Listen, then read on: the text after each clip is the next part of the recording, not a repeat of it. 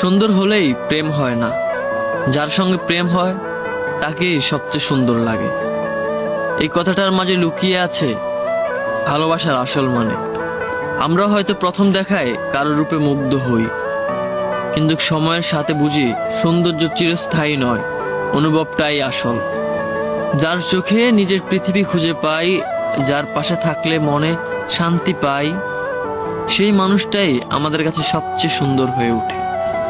প্রেম হয়ে ওঠে আত্মার সংযোগ, হৃদয়ের কক্ষপতনে একে অপরের পাশে থাকা ছোটখাটো মুহূর্তগুলো একসাথে উপভোগ করার মাঝেই গড়ে ওঠে এক সুন্দরতম বন্ধন। তাই শুধু বাহিরিক রূপ নয়, সত্যিকারের ভালোবাসা তখনই জন্ম নেয় যখন একজন মানুষকে তার সমস্ত ভাঙাচুরা, হাসি, কান্না, আলো, অন্ধকার সহ গ্রহণ করি।